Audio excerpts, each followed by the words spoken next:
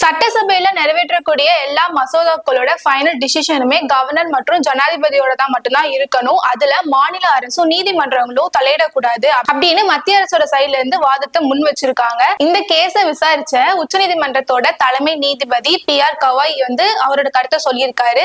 எதனால மத்திய அரசு சுப்ரீம் கோர்ட்டுக்கு போய் வாதத்தை முன் வச்சாங்க, அதுக்கு சுப்ரீம் கோர்ட்டோட தலைமை நீதிபதி என்ன கருத்து சொல்லியிருக்காரு அப்படின்றதான் இந்த வீடியோல நம்ம பார்க்க போறோம். Welcome to the KTV. நான் உங்கள் பவானி ஸ்ரீ.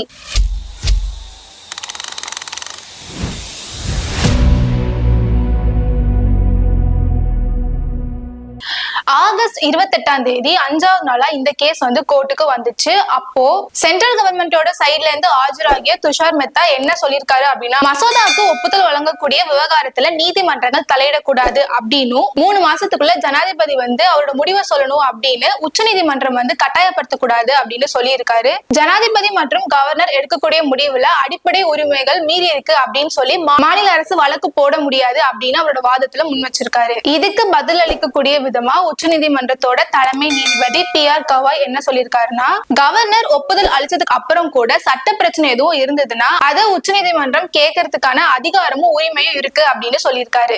ஆனா மசோதாக்கள் கவர்னர் கிட்ட எத்தனை நாள் நிலுவையில இருக்கும் அப்படின்றதா இப்ப மிகப்பெரிய பிரச்சனையா இருக்கு அப்படின்னும், கவர்னர் மாத கணக்குல மசோதாவை முடிவெடுக்காம வச்சிருந்தா அது நியாயப்படுத்த முடியாது அப்படின்னு அவர் கருத்தை தெரிவிச்சிருக்காரு. இப்ப ஏன் மத்திய அரசு திடீர்னு போய் உச்சநீதிமன்றத்துல வழக்கு தொடர்ந்திருக்காங்க அப்படின்னா, இப்ப சில நாட்களுக்கு முன்னாடிதான் அமித்ஷா சட்டசபையில ஒரு பில் பாஸ் பண்ணாரு. அது என்ன அப்படின்னா, யாராச்சும் பதவியில இருக்கும் போது ஏதாவது தப்பு பண்ணாங்க அப்படின்னா அவங்க 31வது நாள் பதவியில இருந்து ராஜினாமா பண்ணிடணும், திருப்பி அவங்க பதவி ஏற்க முடியாது அப்படின்ற ஒரு பில் பாஸ் பண்ணியிருக்காரு. இது அவர் சொன்னதுக்கு அப்புறமா எல்லா எதிர்கட்சிக்காரங்களும் அவங்களோட எதிர்ப்பை தெரிவிச்சாங்க. அது மட்டும் இல்லாம தமிழக முதலமைச்சர் MK ஸ்டாலின் கூட எக்ஸ் தளத்துல இதுக்கு எதிர்ப்பு தெரிவிச்சு ஒரு கருத்தை பதிவு பண்ணியிருந்தாரு. இதனால கூட மத்திய அரசு சுப்ரீம் கோர்ட்டுக்கு போயிட்டு வழக்கு தொடர்ந்திருக்கிறதுக்கான வாய்ப்புகள் அதிகமா இருக்கு.